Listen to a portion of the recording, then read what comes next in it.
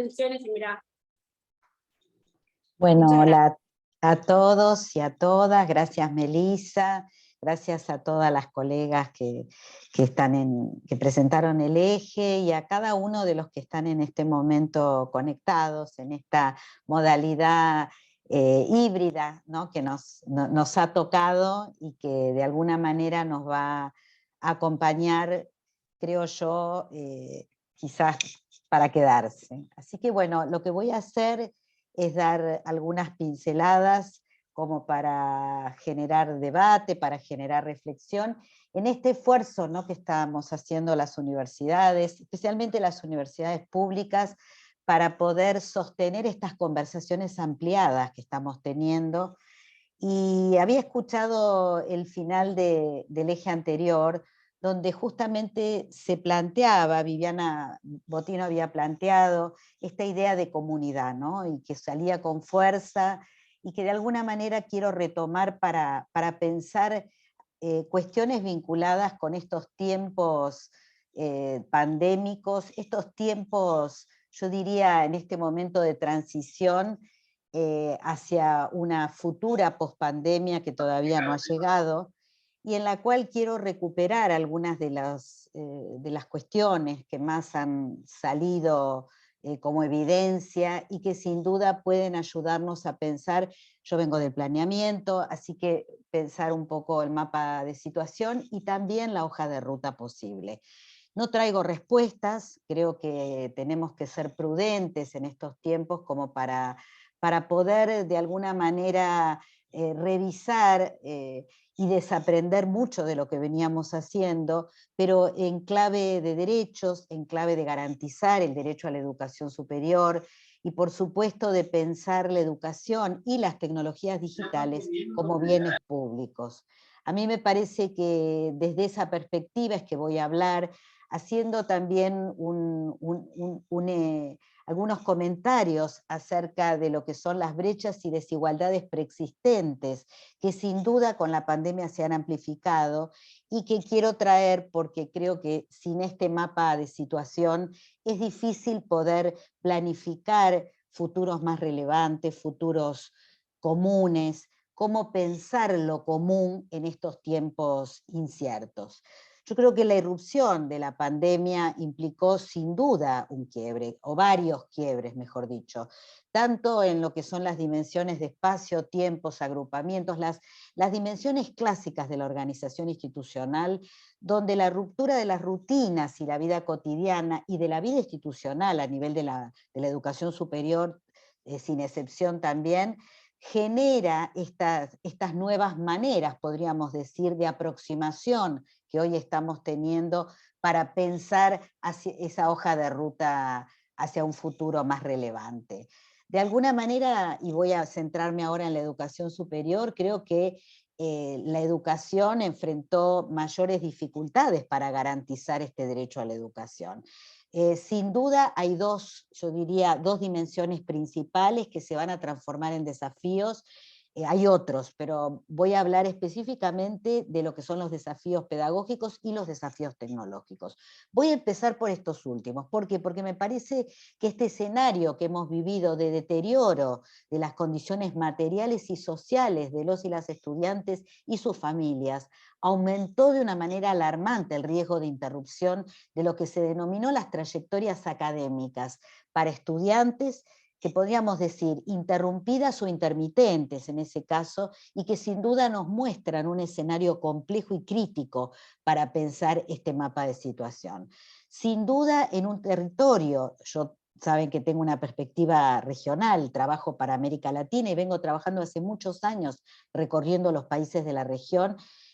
Hoy el 46% de los chicos y chicas entre 5 y 12 años no tienen conectividad en América Latina.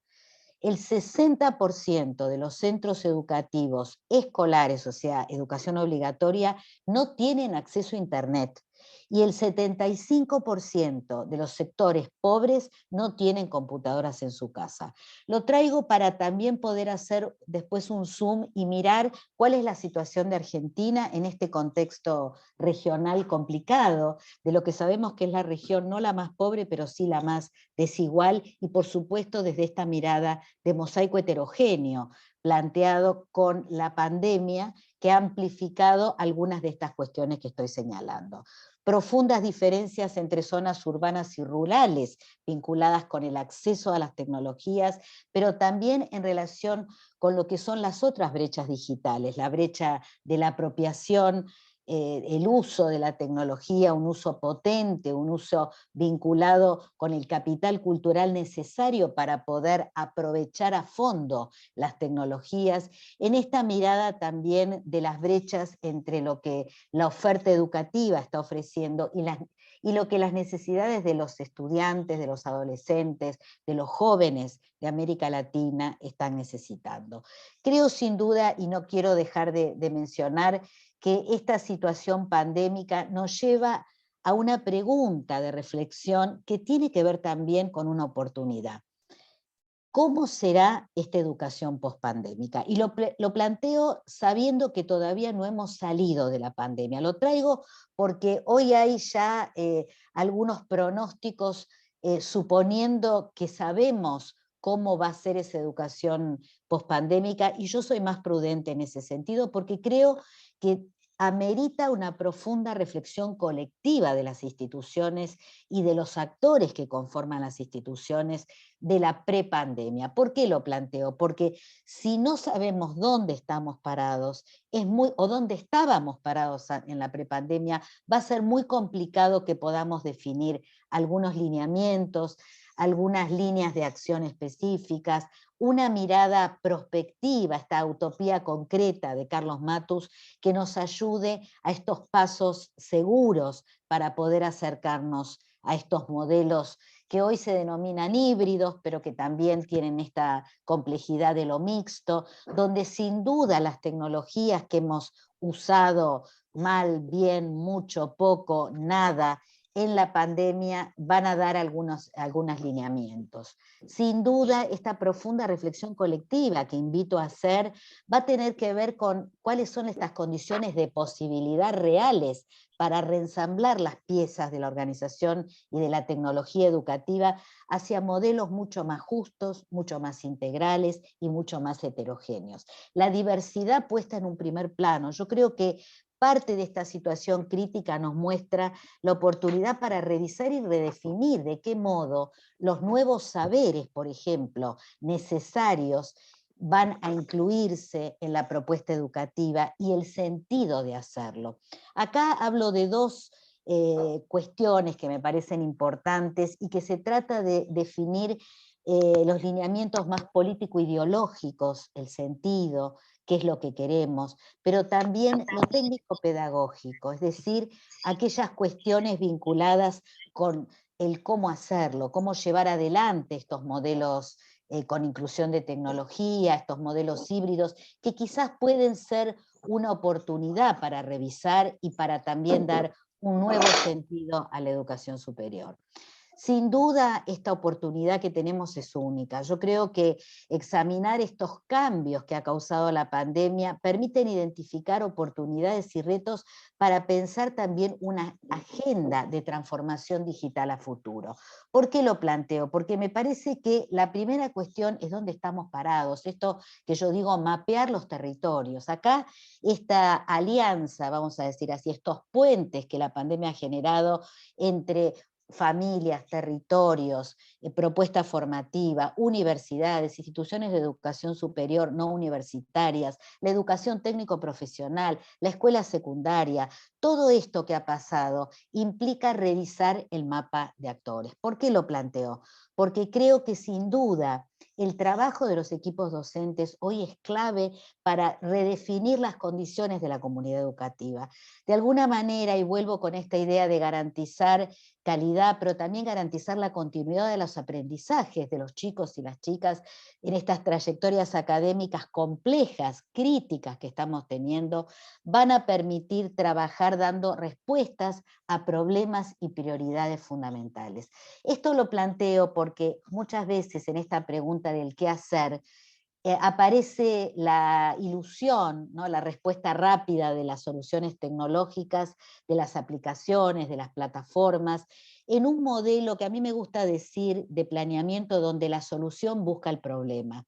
Yo los invito en esta conversación con evidencia que están ustedes llevando adelante y que esto simplemente plantea algunas líneas de agenda, ¿no? Y nada más que eso, es pensar desde este modelo de planificación donde identificamos de manera colectiva, participativa, donde las voces y el mapa de actores revisitado que hoy tenemos con ampliación de actores de la comunidad, de los territorios, esta mirada situada para las universidades, va a ser uno de los caminos que les propongo para trabajar. Sin duda no estamos todos en el mismo punto de partida. Yo creo que poder pensar este desafío identificando estos problemas y estas líneas de acción con una mirada mucho más territorial en función de las necesidades, creo que va a permitir que las instituciones de educación superior, las universidades, puedan pensarse en estos tiempos raros, podríamos decir,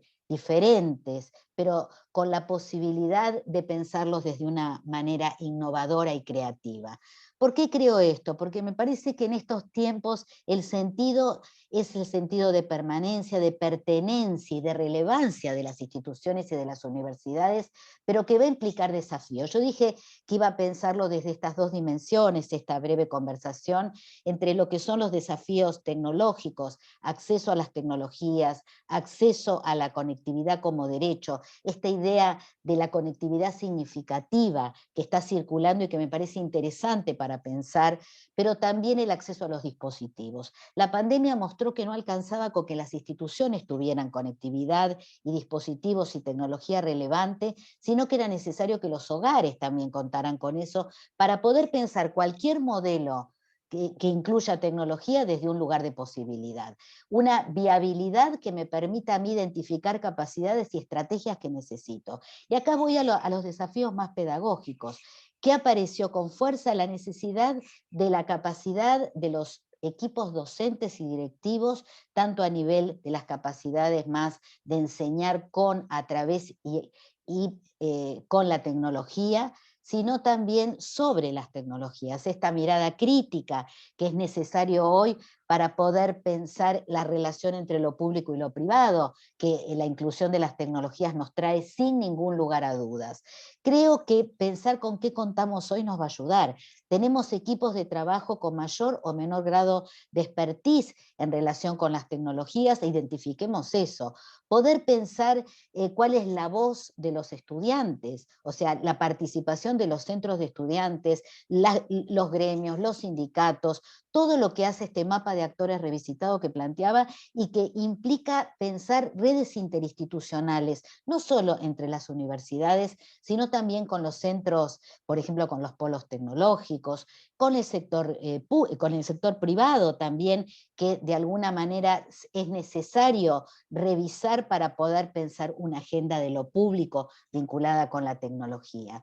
Sin duda, creo que son tiempos de abrir espacios, de fortificar aquellas cuestiones que funcionan, pero también de reconocer aquellas cuestiones que nos faltan y las que no tenemos o que necesitamos, y que sin duda en estos tiempos de alianzas, de redes, de trabajo en comunidad, van a fortalecer. De alguna manera estos modelos tecnopedagógicos, como podríamos llamarlos, más situados y más innovadores, implican saber que las tecnologías no son garantía de calidad educativa, que necesito pensar desde las prioridades pedagógicas, para qué voy a utilizar la tecnología desde estos modelos híbridos, pero que sin duda van a necesitar un conjunto de actividades preparatorias para poder asegurar su viabilidad. En 2 semanas las universidades, desde mi punto de vista, estuvieron a cierta altura de las circunstancias. Tuvimos que salir con lo que teníamos. Bueno, hoy, 2 años y medio después, ya sabemos que hay determinadas cuestiones que necesitamos reforzar.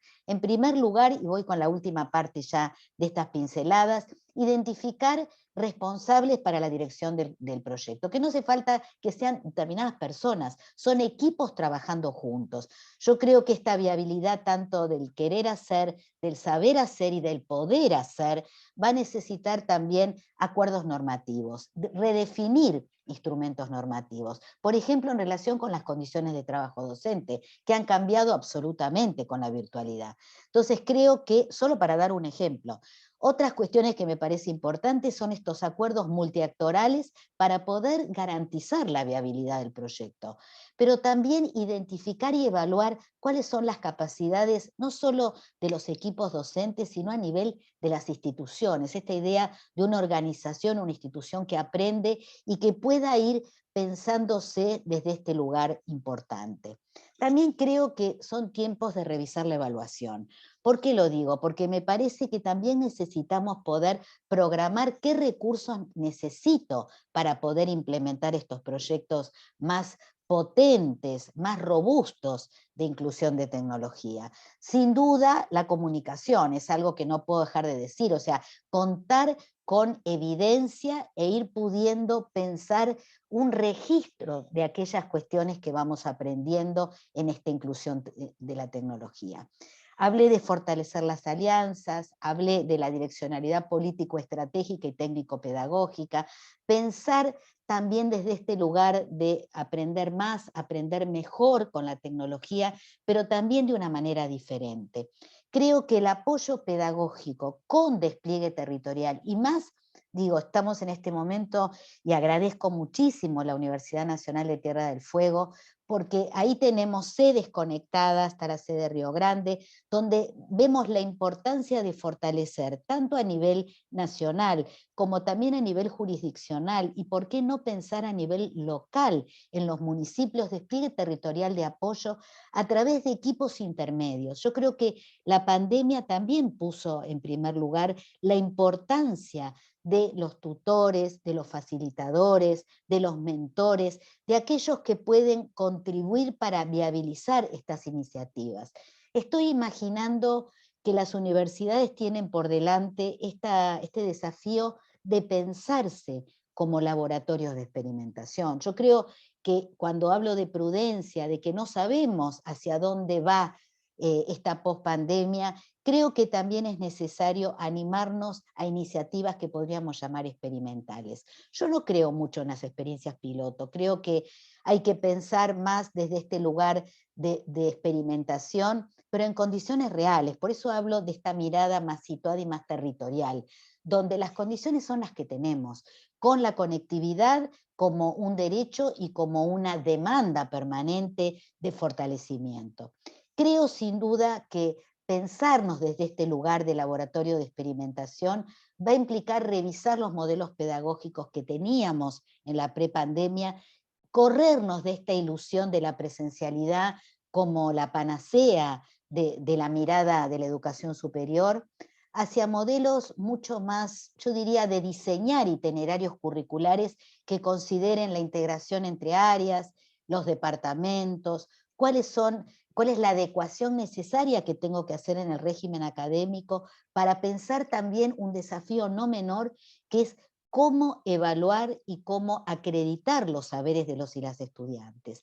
De alguna manera, ese es un punto que lo quiero dejar para el debate porque implicó y sigue implicando cómo acreditar saberes. Y acá voy a decir algo que me parece que tiene que ver con las funciones de la universidad.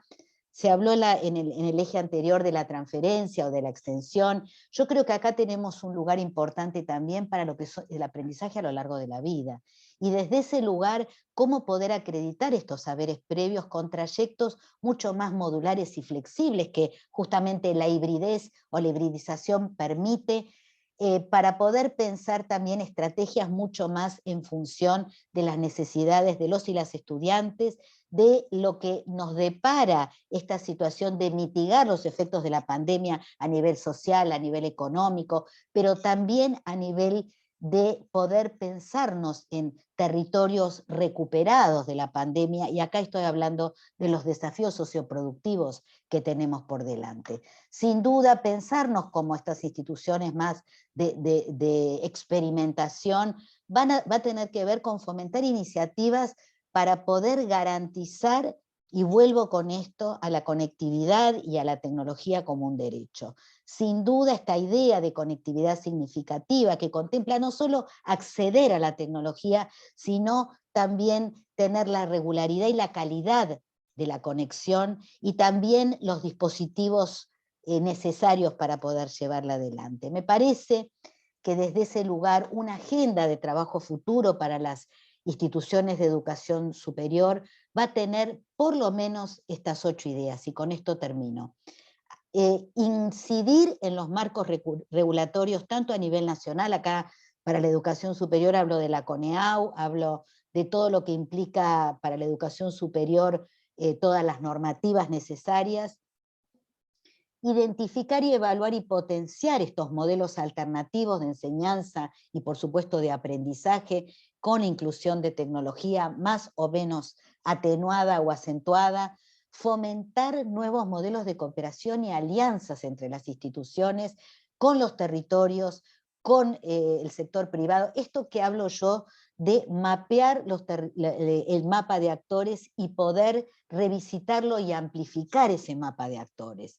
Promover espacios y diálogos en estas conversaciones que estamos teniendo para poder compartir buenas prácticas, innovaciones, pero también aquellas cuestiones que no nos están resultando y que pueden ser útiles para otros. Por supuesto, hablo también de una investigación no solo académica, sino también transferencia de conocimientos y una investigación aplicada que pueda permitir toma de decisiones políticas. Yo creo que acá tenemos también una responsabilidad como instituciones de educación superior para poder incidir en el campo de las decisiones políticas, con nuestro conocimiento, con nuestra evidencia, con todo lo que ha salido y que es impresionante en relación con los aprendizajes pandémicos. Pero todo esto es imposible poder hacerlo sin financiamiento. O sea, me parece que hablar también de la necesidad de los costos que implica una política sostenida de inclusión de tecnología en la educación superior y en la educación obligatoria, me parece fundamental no dejar ese debate afuera. Y hay una cuestión que también quiero señalar, que tiene que ver con atender las prácticas profesionales en la virtualidad. Este fue un obstáculo importantísimo que no se termina de resolver, que quizás lo tienen más armado las áreas vinculadas con las ciencias exactas, con las ciencias naturales, pero para las ciencias sociales es un tema que ocurrió, por ejemplo, en los institutos de formación docente, cómo poder sostener las prácticas, estas prácticas profesionalizantes, también en la educación técnico superior profesional, todo lo que tiene que ver con la educación técnico profesional, cómo sostener estas prácticas. Lo dejo también como un tema fundamental a resolver. Y por supuesto, las brechas vinculadas con las brechas territoriales, las brechas vinculadas con los sectores más pobres de nuestra población, pero también las brechas de género. La tecnología es un ámbito muy reactivo a las mujeres, y esto lo quiero plantear no solo en el uso de la tecnología, sino también en la apropiación de la tecnología y en el desarrollo de las soluciones tecnológicas. Esto lo traigo porque es para las universidades un desafío en lo que hace a las vocaciones TIC, a promover desde las políticas educativas lo que hace a las ciencias de la computación, al pensamiento computacional, desde la educación obligatoria también, para poder pensarnos como mujeres que nos hacemos cargo y podemos desarrollar las tecnologías, y sin duda poder también esto ponerlo en una agenda de derechos.